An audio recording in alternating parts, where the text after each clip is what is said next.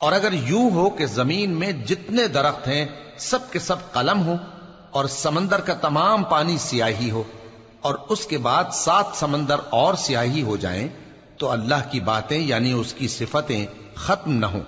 بے شک اللہ غالب ہے، حکمت والا ہے۔ اللہ کو تمہارا پیدا کرنا اور جلا اٹھانا ایک شخص کے پیدا کرنے اور جلا اٹھانے کی طرح ہے۔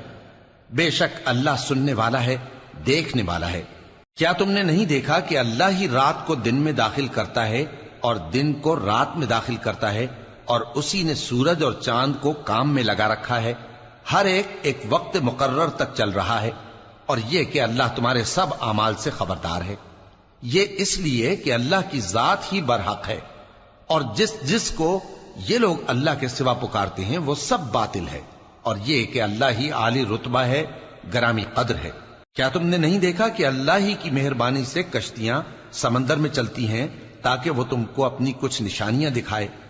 بے شک اس میں ہر صبر کرنے والے، شکر کرنے والے کے لیے نشانیاں ہیں۔ اور جب ان پر سمندر کی لہریں سائبانوں کی طرح چھا جاتی ہیں تو اللہ کو پکارنے اور خالص اس کی عبادت کرنے لگتے ہیں، پھر جب وہ ان کو نجات دے کر خشکی پر پہنچا دیتا ہے تو چند ہی لوگ انصاف پر قائم رہتے ہیں، اور ہماری نشانیوں سے وہی انکار کرتے ہیں جو عہد شکن ہیں، ناشکرے ہیں۔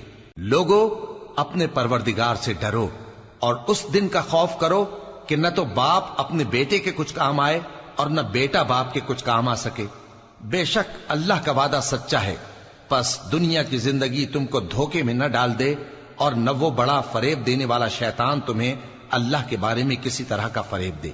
اللہ ہی کو قیامت کا علم ہے، اور وہی میں برساتا ہے، اور وہی حاملہ کے پیٹ کی چیزوں کو جانتا ہے، اور کوئی شخص نہیں جانتا کہ وہ کل کیا کام کرے گا، اور کوئی شخص نہیں جانتا کہ کس سرزمین میں اسے موت آئے گی۔